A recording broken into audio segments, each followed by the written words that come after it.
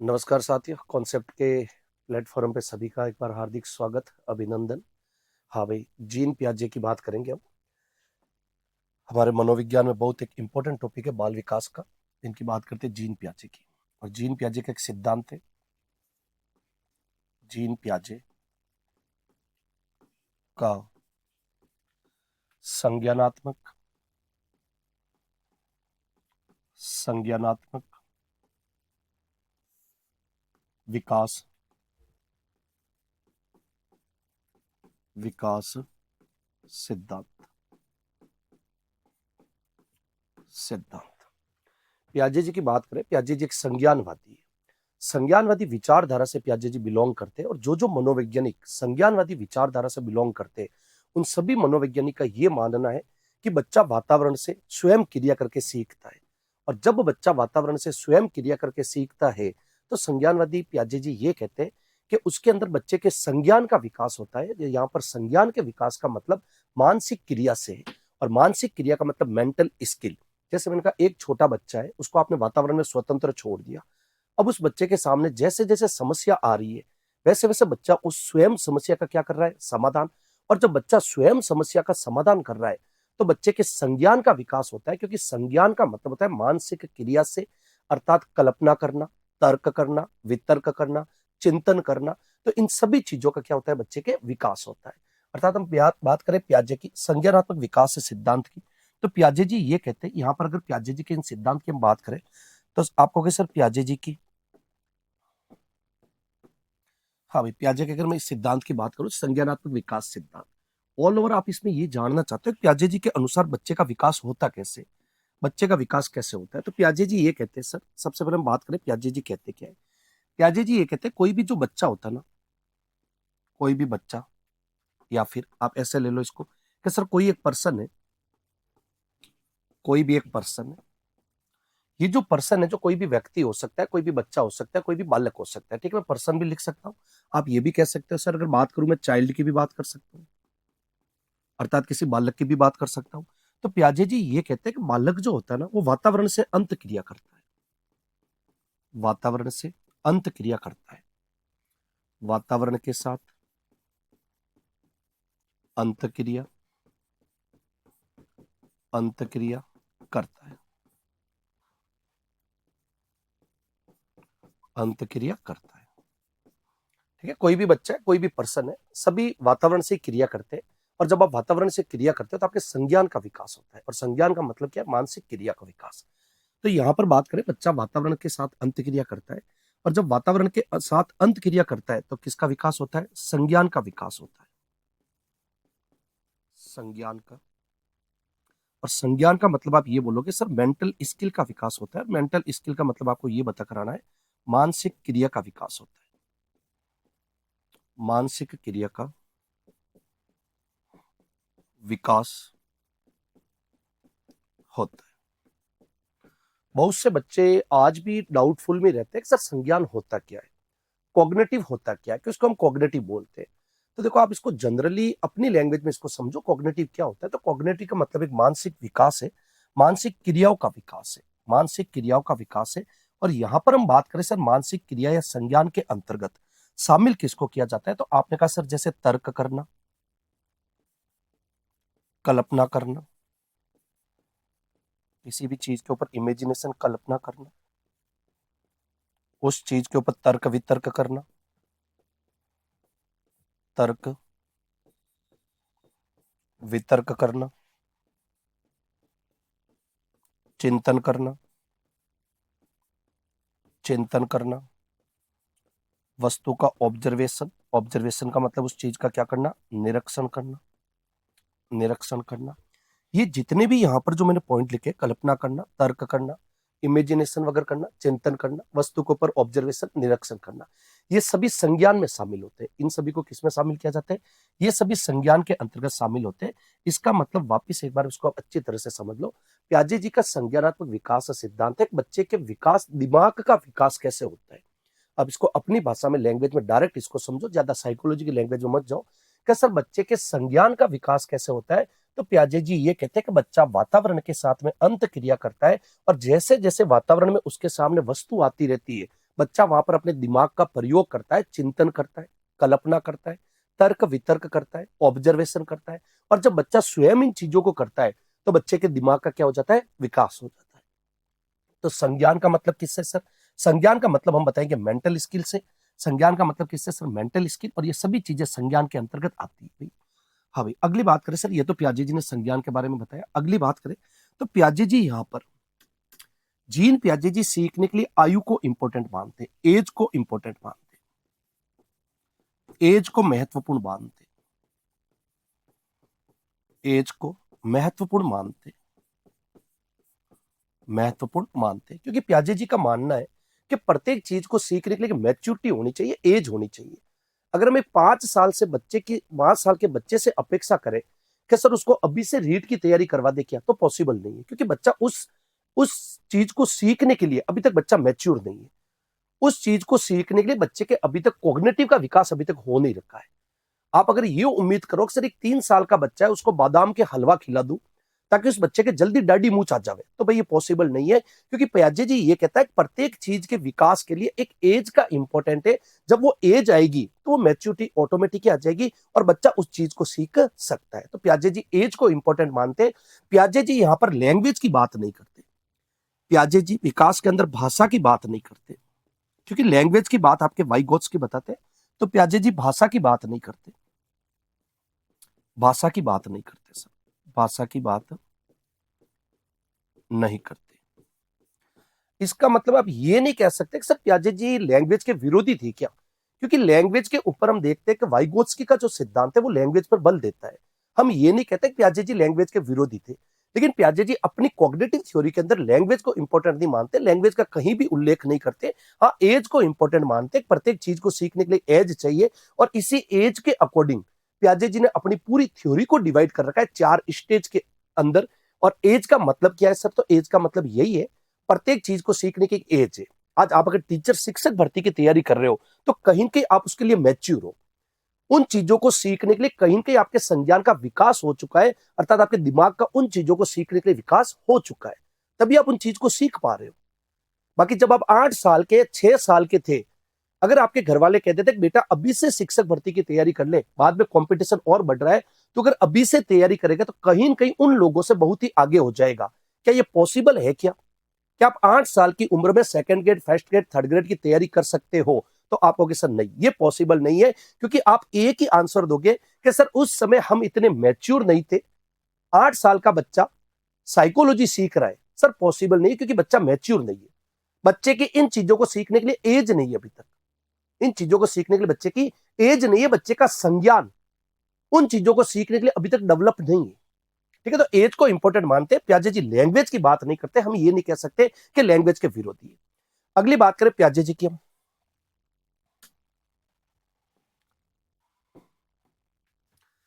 प्याजे जी ने सर शिक्षा के अंदर कुछ शब्द भी बताए और प्याजे जी ने कुछ शब्द दिए, जिसमें से एक शब्द है स्कीमा।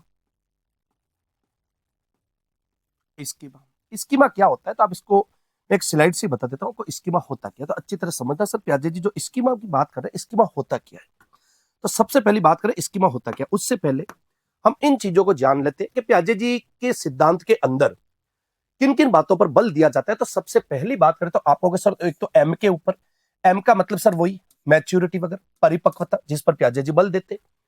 क्योंकि प्याजे जी खुला कहते हैं सर आप चीजों को तब सीखोगे जब आप उसके लिए मैच्योर हो जाओगे।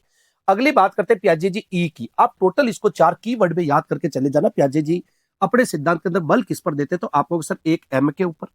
हम बात करें सर किस किस पर बल देते हैं, तो आप कहोगे सर प्याजे जी की अगर बात करें किस पर बल देते हैं, तो आप कहोगे सर एक तो एम के ऊपर, सेकंड बात करूं तो एक तो ई के ऊपर, एक एस के ऊपर और एक ई के ऊपर। सबसे पहले एम का मतलब चीजों को सीखने के लिए मैच्योर होना जरूरी है, चीजों को तब सीख पाओगे जब आप मैच्योर हो जाओगे। सेकंड बात करें एक्सपीरियंस, अगर आप स्वयं वातावरण में किसी कार्य को कर रहे हो और दिमाग का संज्ञान का प्रयोग करके कर रहे हो, तो आप उन चीजों का अनुभव मिल जाएगा आपको, और ये अनुभव आपको अगले कई चीजों को सीखने में आपके कहीं के उपयोगी है। ये प्याजे जी का मानना है। तीसरा प्याजे जी कहते हैं सोशल इंटरेक्शन, अर्थात बच्चा समाज से अंत क्रिया करके सीखता है। और प्याजे जी चौथा बताते हैं इक्विलिब्रेशन, संतुलन। सर संतुलन में क्या है? तो यहां पर अगर प्याजे जी के संतुलन की बात करें तो आप कहोगे सर यहां पर संतुलन, इस संतुलन को प्याजे जी ने दो प्रकार से बताया, एक तो बताया अनुकूलन के आधार पर और दूसरा बताया ऑर्गेनाइजेशन, संगठन के आधार पर।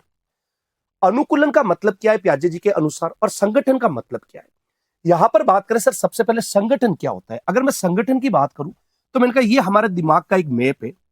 हमारे दिमाग के अंदर जितने भी इमेज का फॉर्मेशन है वो सब व्यवस्थित है, सब चीजें हमारे दिमाग के अंदर एकदम व्यवस्थित है। यदि दिमाग के अंदर जितनी भी इंफॉर्मेशन है, जितनी भी सूचनाएं हमारे माइंड के अंदर, सर जितनी भी सूचनाएं, जितनी भी इंफॉर्मेशन है, अगर सब वो व्यवस्थित है तो आप कहोगे सर हम संतुलन की अवस्था में। हम कौन सी अवस्था में? संतुलन की अवस्था में, इक्विलिब्रेशन की अवस्था में। और यदि आपके दिमाग के अंदर इंफॉर्मेशन संगठित नहीं है, क्रम से व्यवस्थित नहीं है, आप कहोगे सर सूचना का व्यवस्थित होना। मैं ये कह सकता हूं सर इंफॉर्मेशन का व्यवस्थित होना। यदि आपके दिमाग के अंदर सभी सूचना इंफॉर्मेशन व्यवस्थित है तो आप ये कहोगे सर हम संतुलन की स्थिति में है, और इसको बोला जाता है ऑर्गेनाइजेशन। संगठन कैसे है आपके दिमाग के अंदर? ऑर्गेनाइज्ड है तो कोई दिक्कत नहीं। यदि आपके दिमाग में इंफॉर्मेशन उथल फुथल हो रखी है सर, व्यवस्थित नहीं है, तो आप संतुलन नहीं। ये प्याजे जी का मानना है। मैं अभी आपसे पूछ लूं वाइगोत्स्की का सिद्धांत कौन सा है? जिन बच्चे के दिमाग में सभी इंफॉर्मेशन व्यवस्थित है, संगठित है, ऑर्गेनाइज्ड है, वो आराम से बता देगा सर सोशल कल्चर थ्योरी। जिस बच्चे के दिमाग में ऑर्गेनाइज नहीं है वो बच्चा कहेगा सर शायद सोशल, नहीं सर शायद मॉरल। तो कहीं न कहीं बच्चा ये संतुलन की अवस्था में नहीं आ रहा है, यहां पर बच्चा असंतुलन की अवस्था में आ रहा है। सर क्यों आ रहा है असंतुलन की अवस्था में? क्योंकि बच्चे के दिमाग में जो सूचनाएं है वो ऑर्गेनाइज नहीं है। तो संतुलन होने के लिए प्याजे जी पहली चीज ये बताते हैं कि आपके दिमाग में जो भी इंफॉर्मेशन है वो ऑर्गेनाइज होनी चाहिए, व्यवस्थित होनी चाहिए। सेकंड बात करें प्याजे जी संतुलन के लिए और क्या बताते हैं, तो दूसरा बताते हैं अनुकूलन। अनुकूलन में प्याजे जी ये बताते हैं कि आप जैसे एनवायरमेंट में रहते हो, यदि उस एनवायरमेंट के अकॉर्डिंग आप अनुकूल हो जाते हो। जैसे सपोज करो आपने कहा सर अभी सर्दी का मौसम है, एक लड़का सर्दी के मौसम में सर बनियान पहन के सड़क पर घूम रहा है, या फिर कोई शिमला का टूर करने चला गया सर्दी के अंदर, और पता चले सर वो गर्म कपड़े लेकर भी नहीं गए वहां पर, और जैसे ही वहां पर शिमला पर गए और वहां पर सर इतनी गजब सर्दी है, अब बच्चा वहां पर अनुकूलित नहीं हो रहा है। जब बच्चा अब शिमला के वातावरण को सर सहन ही नहीं कर पा रहा है, तो बच्चा यहां पर संतुलन या असंतुलन? आप कहोगे सर असंतुलन। यदि यही बच्चा शिमला के एनवायरमेंट के अकॉर्डिंग अपने कपड़े वगैरह सब व्यवस्थित लेकर जाए और उस वातावरण के अकॉर्डिंग रह रहा है, तो आपको सर यहां पर बच्चा संतुलित अवस्था में। तो हमने दो पॉइंट की बात की। सबसे पहले एक की तो बात की सर अनुकूलन की, और मैं सेकंड पॉइंट की बात करूं तो दूसरी है ऑर्गेनाइज। तो ऑर्गेनाइज कुछ भी नहीं है, आपके दिमाग में जो भी इंफॉर्मेशन है, जो भी सूचना है, उसका एक क्रम में व्यवस्थित रहना, ये तो आपके ऑर्गेनाइजेशन है, ऑर्गेनाइज्ड है। और अनुकूलन का मतलब आप जहां पर भी रहते हो उसके अकॉर्डिंग आप अगर अनुकूलित हो जाते हो तो भाई आप संतुलन में। अगली बात करें सर, कुछ कीवर्ड दे रखे, एक दे रखा है एसिमिलेशन, एक दे रखा है एकोमोडेशन। होता क्या है एसिमिलेशन और एकोमोडेशन, इसको आप यहां से समझे। हाँ भाई, सबसे पहली बात सर यहां पर कुछ प्रोसेस बता रखा है प्याजे ने, बहुत ही इंपॉर्टेंट प्रोसेस है प्याजे जी का। प्याजे जी ने कुछ कीवर्ड दिए थे, जिसमें से पहला कीवर्ड है सर एक है स्कीमा। हम बात करें सबसे पहले प्याजे जी का एक कीवर्ड दे रखा है सर, कीवर्ड का नाम है स्कीमा।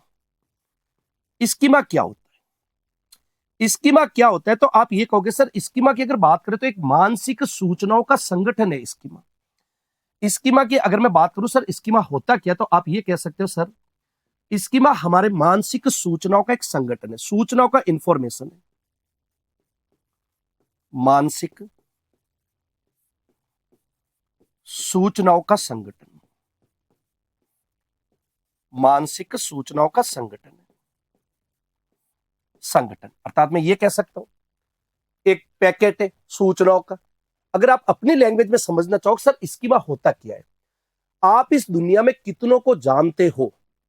जैसे आपने कह दिया फॉर एग्जाम्पल के सर हम इस दुनिया में सिर्फ 10 लोगों को जानते हैं, इट मींस 10 लोगों की इमेज आपके माइंड में है, 10 लोगों की इंफॉर्मेशन, 10 लोगों की इमेज आपके माइंड में है। जैसे आपने कह दिया सर मैं एक पंखे को जानता हूं, एसी को जानता हूं, मार्कर को जानता हूं, पैनल को जानता हूं, मोबाइल को जानता हूं, मेरे मदर को जानता हूं, फादर को जानता हूं, छोटे भाई और बहन को जानता हूं। इसके अलावा आप दुनिया में किसी भी शख्स को नहीं जानते हो। और नहीं जानने का मतलब कि आपके दिमाग में अब किसी और की इंफॉर्मेशन नहीं है, इमेज नहीं है। मैंने क्या किया, मैंने आपके सामने ये वस्तु लाई, ये वस्तु लाकर मैंने कहा बेटा ये क्या है, आपको पता ही नहीं, आपने जवाब ही नहीं दिया। मैंने वापस पूछा बेटा ये क्या है, लेकिन आप जवाब नहीं दे पा रहे हो। सर जवाब क्यों नहीं दे पा रहे हो? क्योंकि भाई इस वस्तु की आपके दिमाग में इमेज नहीं है। आप जिसको नहीं जानते हो इसका मतलब उसका दिमाग में इमेज नहीं है, और इमेज नहीं होने का मतलब उसका स्कीमा नहीं है। अब मैंने आपसे ये पूछ लिया, मैंने कहा बेटा ये क्या है। जैसे ही मैंने पूछा ये क्या है, आपने फौरन कह दिया सर ये तो रिमोट है। अब आपका ये कहना कि रिमोट है, इसका मतलब इस चीज की इमेज आपके दिमाग में है ऑलरेडी, और आपके दिमाग में है इसका मतलब मानसिक सूचनाओं का संगठन, इसका मतलब रिमोट की सूचना आपके दिमाग में है पहले से ही, तभी तो आपने पहचाना है। ये होता है स्कीमा। हम जिन जिन को जानते हैं उनकी इमेज दिमाग में फिट होती है, ये होता है स्कीमा। अभी आप पढ़ाई कर रहे हो और पढ़ाई करते समय अचानक आपके सामने पिताजी आ जावे, आप अपने पिताजी को पहचान सकते हैं कि नहीं पहचान सकते? पहचान सकते हैं सर, क्योंकि आप पिताजी को जानते हो। तो हम जिन जिन को जानते हैं उनकी इमेज दिमाग में फिट है हमारे, और इसी को बोलते हैं हम स्कीमा। क्या बोलते हैं इसी को? स्कीमा। अगली बात आती है सर एसिमिलेशन क्या होता है? स्कीमा पता चल गया। मैं एक फॉर एग्जांपल की बात करूं, मैंने कहा एक कोई व्यक्ति है सर, हमने कहा वो व्यक्ति इस दुनिया के अंदर सिर्फ 10 लोगों को जानता है, 10 वस्तु को जानता है। ओनली फॉर एक व्यक्ति है जो 10 वस्तु को जानता है। 10 वस्तु को जानता है का मतलब उसके दिमाग में सिर्फ 10 वस्तु के प्रति सूचना इकट्ठी है बस। 11वीं वस्तु को ना तो उसने कभी देखा है सर, और ना ही वो उसको जानता है। ओनली फॉर 10 वस्तु को वो व्यक्ति जानता है। तो मैं ये कह सकता हूं उस व्यक्ति के दिमाग में स्कीमा कितनी चीज का है? 10। अब जैसे ही 11वीं वस्तु सामने आई और आपने पूछा बेटा ये क्या है, नहीं बता पाएगा। नहीं बता पाने का मतलब आप एक बार अपने ऊपर अप्लाई करो, क्या आप इस दुनिया में सभी वस्तु को जानते हो क्या? तो आप कहोगे नहीं सर, हम दुनिया में सभी वस्तु को नहीं जानते। अभी मैं आपके सामने अमेरिका का राष्ट्रपति लाकर खड़ा कर दूं और आपने उसको कभी देखा ही नहीं है, मैंने पूछा ये कौन है, आप नहीं बता पाओगे। आप इसलिए नहीं बता पाओगे क्योंकि आपके दिमाग में उसका स्कीमा नहीं है। अभी मैं भारत के प्रधानमंत्री को खड़ा कर दूं, सामने लाकर पूछ लूं बेटा ये कौन है, आप कहते हो सर ये नरेंद्र मोदी जी। आपने इसलिए बता दिया क्योंकि मोदी जी की इमेज आपके दिमाग में ऑलरेडी फिट है। तो जो चीजें दिमाग में फिट है उनको बोलते हैं स्कीमा। हम इसको प्रैक्टिकली देखते हैं। सर कोई व्यक्ति है, वो व्यक्ति 10 वस्तु को जानता है, इस दुनिया में सिर्फ 10 वस्तु को जानता है। 10 वस्तु को जानता है। एक दिन वो व्यक्ति किसी पार्क में बैठा था। वो व्यक्ति एक दिन सर किसी पार्क में बैठा था। जब व्यक्ति पार्क में बैठा था तो व्यक्ति ने क्या किया, उस पार्क में मैं भी बैठा था और वहां पर एक हॉर्स आया। सर वहां पर ये जो घोड़ा आपको दिख रहा है, हॉर्स जो दिख रहा है आपको, ये आया। व्यक्ति ने मेरे से पूछा सर ये क्या है। अब व्यक्ति मेरे से पूछ रहा है सर ये क्या है, इसका मतलब व्यक्ति इसको नहीं जानता है।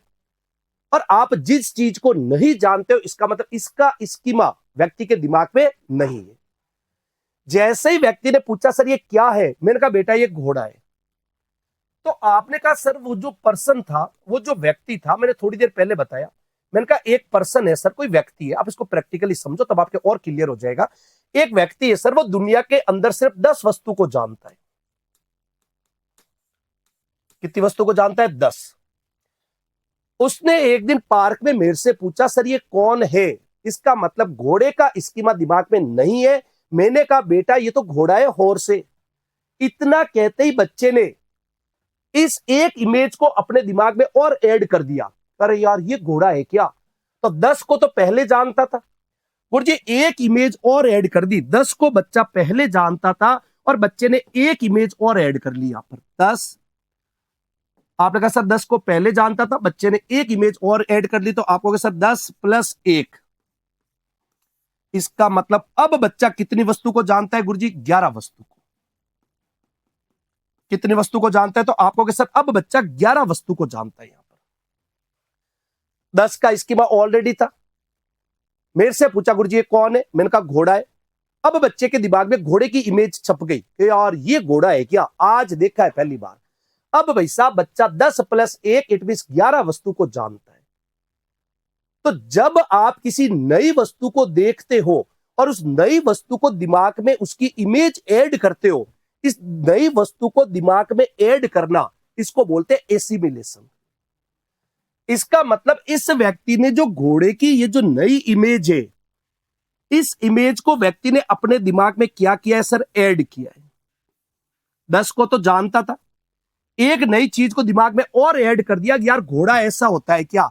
तो ऐसे नई चीज को दिमाग में ऐड करना, इसको बोलते हैं एसिमिलेशन। इसको बोलते हैं सर एसिमिलेशन। एसिमिलेशन। अब क्या हुआ सर, एक दिन दूसरे दिन, या आपने कह दिया सर 4 या 5 दिन, वो लड़का क्या हुआ, वापस पार्क में टहल रहा था। उसी पार्क के अंदर मैं भी बैठा था। लड़का पार्क में टहल रहा था और उसी पार्क में मैं भी बैठा था। और जैसे ही मैं बैठा था, उस लड़के ने अपने किसी पड़ोसी लड़के से कहा। और उस दिन क्या हुआ, उस पार्क के अंदर कैमल था। उस दिन उस पार्क के अंदर सर ऊंट आ रखा था। और जैसे ही ऊंट आ रखा था, उस लड़के से किसी ने पूछा, भैया ये कौन है? जबकि वो लड़का कैमल को जानता भी नहीं है। उसके दिमाग में सिर्फ कितनी की स्कीम है? 11। इसका मतलब वो पर्सन सिर्फ दुनिया में 11 वस्तु को जानता है। और जैसे ही उसने पूछा किसी ने, ये कौन है, इतना कहते ही उसने कहा, ये तो घोड़ा है। उस पर्सन ने कहा, ये तो घोड़ा है। क्योंकि उसने अपने दिमाग में ये स्कीमा बना लिया था कि प्रत्येक 4 पैर और पूंछ वाले सभी घोड़े हैं। मैं पार्क में बैठा सुन रहा था, मैंने उसको बुलाया, मैंने कहा, बेटा ये घोड़ा नहीं है। उसने कहा, गुरुजी आप 2 दिन पहले तो बता रहे थे घोड़ा है। मैंने कहा, बेटा घोड़ा अलग होता है, ऊंट अलग होता है। उसने कहा, सर मैंने तो ये समझा था प्रत्येक 4 पैर और पूंछ वाला घोड़ा ही होता है, और मैं तो दिमाग में इसकी में ही फिट कर दिया था। मैंने कहा, नहीं नहीं बेटा ये गलत है। तूने जो धारणा बना रखी ना दिमाग में कि प्रत्येक 4 पैर और पूंछ वाला घोड़ा होता है, ये गलत है। घोड़ा ऐसा होता है, ऊंट ऐसा होता है जिसकी कुबड़ से उठी हुई होती है ऊपर की तरफ। अब लड़के ने क्या किया, अपने दिमाग में जो स्कीमा फिट कर रखा था कि प्रत्येक 4 पैर और पूंछ वाले घोड़े ही होते, लड़के ने अपनी उस धारणा के अंदर क्या कर दिया? परिवर्तन। अर्थात भाई आपने स्कीमा दिमाग में सेट कर रखा है, उस धारणा में परिवर्तन कर देना, इसको बोलते हैं एकोमोडेशन। तो आप यहां पर कहोगे सर धारणा में परिवर्तन करना, इसको बोलते हैं एकोमोडेशन। में एक स्लाइड से समझा देता हूं, स्लाइड को अच्छी तरह से देखना। हाँ भाई ये स्लाइड है हमारे पास में प्याजे जी की, और बहुत ही इंपॉर्टेंट स्लाइड है। शिक्षक भर्ती के हिसाब से हम देखें तो आप कहते हो सर प्रत्येक एग्जाम के अंदर कहीं इस कीवर्ड से रिलेट करते हुए क्वेश्चन आते हैं आपके। हाँ भाई सबसे पहली बात करें, एसिमिलेशन क्या है। मैंने थोड़ी देर पहले ही बताया, आप दुनिया के अंदर जितनी भी वस्तु को जानते हैं और किसी नई चीज को जोड़ना, तो आप ये कहोगे सर किसी नई वस्तु को जोड़ना, नई वस्तु को, या दिमाग के अंदर किसी नई इमेज को ऐड करना, नई इमेज को ऐड करना, ये होता है एसिमिलेशन। ये क्या होता है? एसिमिलेशन। अगली बात करें सर, आपने जिस वस्तु को देखकर दिमाग में ऐड किया है, यदि ऐसी कैसी वस्तु सामने आ गई, जैसे आपने पहली बार घोड़े को देखा और किसी ने कहा ये घोड़ा है, और आपने दिमाग में इमेज सेट कर दी कि ये घोड़ा है, ठीक है। दूसरे दिन आपके सामने घोड़ा ही आया था और आपसे किसी ने पूछा भैया ये क्या है, आपने कहा घोड़ा है, तो कोई दिक्कत नहीं, क्योंकि वो घोड़ा ही था। तो आपके यहां पर जो स्कीमा है वो संतुलन की स्थिति में सर कोई डाउट ही नहीं। लेकिन घोड़े की जगह ऊंट आ गया, ये आ गई नई स्थिति। और जैसे ही घोड़े की जगह ऊंट आया और आपसे किसी ने पूछा भैया ये कौन है, और आपने कह दिया तो घोड़ा है। मैं वहां पर खड़ा था, मैंने आपको कह दिया नहीं नहीं ये घोड़ा नहीं है। आपने कहा सर 2 दिन पहले आपने ही तो बताया था घोड़ा है। मैंने कहा बेटा मैंने ऐसे थोड़ी ना कहा था, प्रत्येक 4 पैर और पूंछ वाला घोड़ा होता है, ये घोड़ा नहीं है। अब उस लड़के के दिमाग में जो स्कीमा था ना, उथल पुथल हो गया, वो असंतुलन की स्थिति में आ गया। उसने कहा सर मुझे तो क्लियर करो, अब ये घोड़ा क्यों नहीं है? 2 दिन पहले तो आपने ऐसा कैसा घोड़ा बताया था। मैंने कहा देख बेटा घोड़ा ऐसा होता है, ऊंट ऐसा होता है, ये घोड़ा नहीं है ऊंट है। अब बच्चे ने क्या किया, अपनी जो पूर्व धारणा थी उसको बोलते हैं एकोमोडेशन, समायोजन। समायोजन ये होता है कि आपने जो दिमाग के अंदर जो कॉन्सेप्ट सेट कर रखे, अपनी पूर्व धारणा में परिवर्तन करना, अपनी पूर्व धारणा में परिवर्तन करना, पूर्व धारणा में क्या बता दोगे? परिवर्तन करना। ठीक है, पूर्व धारणा में क्या बता दोगे? परिवर्तन करना। इसको बोलते हैं एकोमोडेशन, इसको बोलते हैं एकोमोडेशन। ठीक है, हाँ भाई, एक एग्जांपल मैं और लेता हूं, एक एग्जांपल से आपके और क्लियर हो जाएगा। हाँ भाई, दो इमेज आपके सामने दिख रही है सर। यहां पर एक कैट है, एक डॉग है। मैंने कहा एक बच्चा है, बच्चा इन दोनों को नहीं जानता है। तो आप दुनिया में जिनको नहीं जानते हो, इसका मतलब उसका आपके दिमाग में स्कीमा नहीं है। तो सर बच्चे के दिमाग में इन दोनों का स्कीमा नहीं है, ना तो कैट का है और ना ही डॉग का है। बच्चे ने क्या किया, अपनी माताजी से पूछा। कैट जैसे ही घर में आई तो बच्चे ने पूछा अपनी माताजी से, ये कौन है? माताजी ने कहा बेटा ये कैट है, कैट है। अब बच्चे ने अपने दिमाग में ये इमेज क्या कर दी, ऐड, कि भाई ये कैट है। इस प्रकार इमेज को ऐड करना, ये होता है एसिमिलेशन। एसिमिलेशन। अब बच्चे ने अपने दिमाग में धारणा बना ली कि इस प्रकार से भाई साहब, ऐसी आंखें, ऐसे पैर, ऐसी पूंछ, ये कैट होती है। ये इस बच्चे ने धारणा बना ली और दिमाग में इमेज सेट कर दी। तो ऐसे नई चीज को दिमाग में जोड़ना, इसको बोलते हैं एसिमिलेशन। दूसरे दिन क्या हुआ, घर के अंदर कैट ही आई थी और उसकी मदर ने पूछा बेटा ये कौन है? उसने कहा माता जी ये तो कैट है। माता जी ने कहा हाँ सही है, क्योंकि जो बच्चे ने इमेज बनाई है वही स्थिति सामने है, नई स्थिति नहीं है। इसका मतलब आप कहोगे सर ये तो संतुलन है, कोई दिक्कत ही नहीं स्कीमा के अंदर। तीसरे दिन क्या हुआ, घर के अंदर कैट नहीं आकर अब की बार घर के अंदर डॉग आ गया। और जैसे ही डॉग आया, अब माता जी ने पूछा बेटा ये कौन है? बेटा ने कहा माता जी ये तो कैट है। माता जी ने कहा नहीं बेटा ये कैट नहीं है। अब बच्चे का दिमाग खराब, बच्चे के दिमाग में उथल फुथल हो गया। बच्चे ने कहा क्या बात करते हो मम्मी, 2 दिन पहले तो आपने कहा कैट है, आज कह रही कैट नहीं। तो उसकी माताजी ने बताया अरे बेटा ऐसा नहीं है, प्रत्येक 4 पैर वाला ऐसे कैट नहीं होता है। कैट ऐसा होता है, डॉग ऐसा होता है। अब बच्चे ने जो धारणा बना रखी थी कि प्रत्येक ऐसा 4 पैर पूंछ वाली ऐसी आंखों वाला कैट होता है, बच्चे ने उस धारणा में कर दिया परिवर्तन। धारणा में परिवर्तन करके बच्चे ने दिमाग में एकदम स्कीमा को ऑर्गेनाइज कर दिया कि यार डॉग ऐसा होता है और कैट ऐसा होता है। तो अपनी धारणा में परिवर्तन करना, इसको बोलते हैं एकोमोडेशन। इसको हम क्या बोलते हैं, एकोमोडेशन। क्लियर है? आप इसको प्रैक्टिकली तो आपको सर ये एकदम क्लियर है, ठीक है। आप अगर इसको अपनी लाइफ से लिंक करते हो तो आप देखते हो बहुत सी बार क्या होता है कि हम किसी वस्तु को देखते, नई वस्तु को देखते हो। जब हम नई वस्तु को देखते तो हम क्या करते हैं, अपने पड़ोसी से पूछते कि ये कौन है, ये क्या है। जैसा मार्केट में चले गए और किसी नई वस्तु को देख लिया, और देखते ही आपने आपके साथ में जो भी आपके रिलेशन वाले उनसे पूछ लिया कि मामा जी ये क्या है। मामा जी ने कह दिया बेटा ये तो ये है। तो आपने तो पहली बार देखा, अब आपने उसको दिमाग में क्या कर दिया, ऐड। 2-4 दिन बाद क्या हुआ, आप अपने दोस्तों के साथ जा रहे थे और जैसे ही दोस्तों के साथ जा रहे थे और दोस्तों ने पूछा कि भैया ये क्या है, और आपने बता दिया ये तो ये है, जबकि वो वस्तु कोई दूसरी थी। फिर मामा जी ने आपको कहा बेटा ये वो नहीं है। इसका मतलब आपने जो दिमाग में कॉन्सेप्ट सेट कर रखा है उसमें क्या करोगे आप, परिवर्तन। ठीक है, इसको बोलते हैं एकोमोडेशन। क्या बोलते हैं इसको, एकोमोडेशन बोलते हैं। हाँ भाई, अगली बात करें सर प्याजे जी की। तो प्याजे जी की टोटल स्टेज की बात करते हैं कि सर प्याजे जी की स्टेज कौन सी है।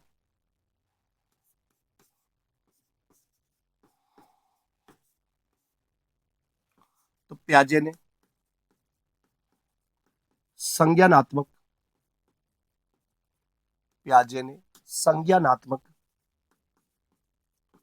विकास सिद्धांत को 4 अवस्था में बांटा है। प्याजे ने संज्ञानात्मक सिद्धांत को 4 अवस्थाओं में, 4 अवस्थाओं में वर्गीकृत किया है। वर्गीकृत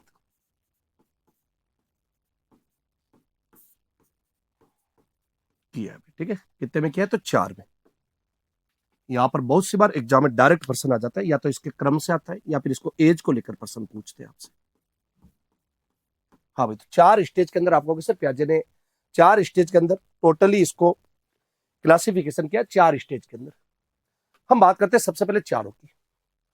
यहां पर बात करें सर प्याजे जी के चारों स्टेज की, तो आप लोग सर अगर इसकी कीवर्ड से याद करें तो आप लोग सर पहले नंबर को तो बोलेंगे एस, सेकंड को आप याद करोगे पी नाम से, तीसरा सी, और चौथा क्या बता कर आ जाना, F. S P C F. Total 4 भागों में वर्गीकृत किया है। सबसे पहले बात करें इन चारों के नाम की। सबसे पहला जो दे रखा है एस, यहां पर एस का मतलब होता है sensory motor. Sensory motor. Hindi में बात करें सर, हिंदी में क्या कहते हैं इसको? हिंदी में आप बोलोगे सर संवेदी पेशीय। संवेदी पेशीय। अगला नाम बताओगे इंद्रिय जनित। इंद्रिय जनित अवस्था। कितने वर्ष की होती है? इंपॉर्टेंट ये है क्योंकि प्याजे जी इंपॉर्टेंट एज का रोल बताते हैं। तो आप लोग सर यहां पर एज की बात करें, ये चलती है 0 से 2 वर्ष। 0 से 2 वर्ष।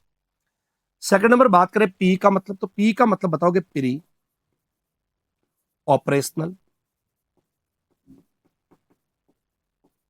Operational stage. हिंदी में बोले तो आप लोग सर हिंदी में बोलते हैं इसको पूर्व सक्रियात्मक। पूर्व सक्रियात्मक अवस्था। और पूर्व सक्रियात्मक अवस्था वर्ष पूछे तो 2 से 7 वर्ष तक। एज आपको सभी में ध्यान रखनी, क्योंकि प्याजे जी एज को बहुत ही इंपॉर्टेंट देते हैं। एज आपको सभी में ध्यान रखनी। पहले सबसे बड़ी बात है तो चारों की स्टेज के नाम आपको पता होना चाहिए, कौन सी स्टेज कितने ईयर की है। क्योंकि हमने शुरू में ही बात की थी, प्याजे जी का मानना है कि बच्चा मैच्योर होकर सीखता है, लेकिन उस चीज को सीखने के लिए बच्चे की मैच्योरिटी एज होनी जरूरी है। ठीक है, तो आपको सर यहां पर ये 2 से 7 वर्ष चलती है। तीसरे की बात करें, तीसरी होती है कॉन्क्रीट।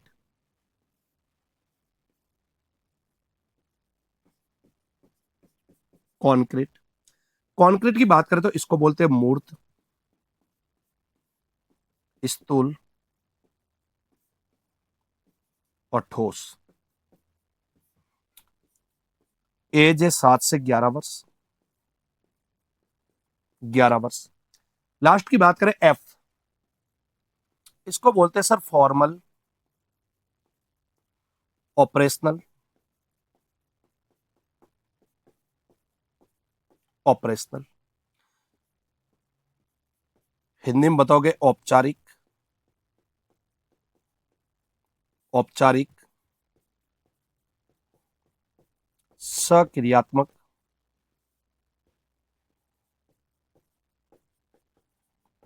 अवस्था। और लास्ट वाली जो स्टेज चलती है, ये चलती 11 से 15 वर्ष। 11 से कितने वर्ष बताओगे? 15 वर्ष। तो ऑल ओवर प्याजे जी ने कितने भागों के अंदर अपने सिद्धांत को वर्गीकृत किया? तो आप बताओगे 4 भाग में से टोटली वर्गीकृत किया है। टोटल हमने 4 भागों के अंदर 4 अवस्थाओं में वर्गीकृत किया है प्याजे जी ने यहां पर।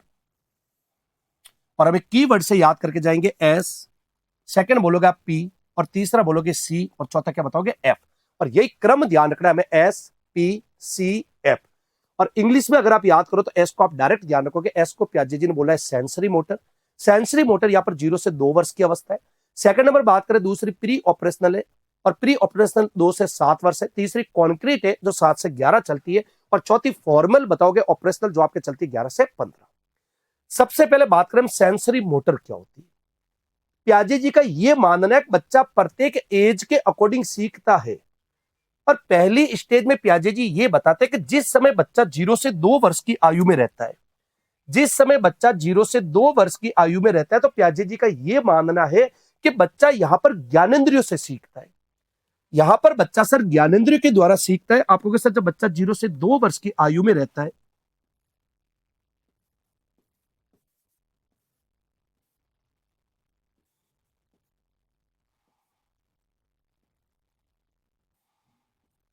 हाँ भाई, हाँ पहली में प्याजे जी क्या बताते हैं, तो आपने कहा सर पहली में प्याजे जी ये बताते हैं जब बच्चा 0 से 2 वर्ष की आयु में रहता है, बच्चा अपने ज्ञानेंद्रिय का प्रयोग करके सीखता है। जैसे सुनकर, चीजों को टच करके, स्पर्श करके, आवाज सुनकर, गंध के द्वारा। आप कभी भी देखना आपके घर के अंदर अगर 0 से 2 वर्ष का कोई बच्चा है और उसकी माता जी पास में से निकल रही है, माता जी थोड़ी सी भी बोलती है, तो बच्चे को पता चल जाएगा कि मेरी माता जी है। 0 से 2 वर्ष का अगर बच्चा है, आप जाकर अगर एक अनजाना आदमी बच्चे के पास जाता है और हाथ भी लगाता है तो बच्चा रोने लग जाता है। बच्चा स्पर्श से समझ जाता है ये कौन है। तो आपको 0 से 2 वर्ष के अंदर बच्चा ज्ञानेंद्रियों के माध्यम से सीखता है, इसको बोलते हैं सेंसरी मोटर अवस्था। सेकंड बात करें प्री ऑपरेशनल। प्री ऑपरेशनल के अंदर लॉजिक की कमी होती है, यहां पर इमेजिनेशन वगैरह सब पढ़ेंगे, विस्तार से पढ़ेंगे। पहले आप थोड़ा सा हल्का सा इसको देख लो, प्री ऑपरेशनल में होता क्या है, फिर हम एक एक स्टेज को क्लियर करेंगे। पहले आपको बस चारों स्टेज के नाम याद हो जाने चाहिए, और आपको सर चारों स्टेज के नाम के साथ साथ हमें क्या याद हो जानी चाहिए, एज याद हो जानी चाहिए। क्लियर है? तो अब तक हमने जितना भी देखा, एक बार मैं वापस उसको रिवाइज करा रहा हूँ, 5 मिनट उसको रिवाइज कर लो अच्छी तरह से कि सर हमने क्या क्या पढ़ चुके हैं। तो सबसे पहले हम बात करें सर, सबसे पहले हमने शुरू किया सर पियाजे की कॉग्निटिव थ्योरी। यहां पर हम पियाजे की कॉग्निटिव थ्योरी की बात करें तो पियाजे जी का यह मानना है कि कोई भी पर्सन, कोई भी बच्चा एनवायरमेंट से सीखता है, और एनवायरमेंट में जब सीखता है तो बच्चे के संज्ञान का विकास होता है। संज्ञान का मतलब मेंटल स्किल से तर्क करना, वितर्क करना, बच्चे के इन चीजों का क्या हो जाता है, विकास होता है। ये पियाजे जी का मानना है। पियाजे जी एज को इंपॉर्टेंट मानते हैं, क्योंकि पियाजे जी का ये मानना है कि किसी भी चीज को सीखने के लिए मैच्योरिटी जरूरी है, उस चीज के लिए एज जरूरी है। पियाजे जी लैंग्वेज की बात नहीं करते, क्योंकि लैंग्वेज की बात कौन करेगा, वाइगोत्स्की करेगा। अगली बात करें सर पियाजे जी के अंदर, और तो आपको सर अगली अगर पियाजे जी की बात करें, हाँ भाई पियाजे जी ने कुछ कीवर्ड बताए। पियाजे जी मैच्योरिटी पर बल देते हैं, एक्सपीरियंस पर बल देते हैं, सोशल पर बल देते हैं, इक्विलिब्रेशन पर बल देते हैं, संतुलन पर बल देते हैं। और यहां पर बात करें सर संतुलन में है क्या, संतुलन के अंदर 2 प्रकार के प्रोसेस होते हैं सर। अगर बात करें, एक तो होती है ऑर्गेनाइज। ऑर्गेनाइज का मतलब हमारे दिमाग में जो जो इमेज है, हम जिन जिनको जानते हैं, हमने जिन जिनको देख रखा है, अगर वो सब क्रम से दिमाग में व्यवस्थित है तो आप ऑर्गेनाइज है, तो आप संतुलन अवस्था में हो। सेकंड नंबर बात करें अनुकूलन, जैसा वातावरण उसके अकॉर्डिंग आप अनुकूलन हो जाओ तो आप संतुलित हो। पियाजे जी की और बात करें तो पियाजे जी ने बहुत ही इंपॉर्टेंट बताया स्कीमा। स्कीमा क्या होता है, तो आपके मानसिक सूचनाओं का संगठन, अर्थात हम दुनिया में किन किन चीजों को जानते हैं, किन किन वस्तुओं का दिमाग में इमेज का फॉर्मेशन है, वो पियाजे जी कहते हैं वो आपके स्कीमा है। और अगर आप किसी भी दुनिया में वस्तु को नहीं जानते और वो वस्तु आपके सामने आ जाए और आप उसको पहली बार देखकर दिमाग में ऐड करते हो, अरे यार ये है क्या, तो इसको ऐड करना को क्या बोलते हैं, एसिमिलेशन।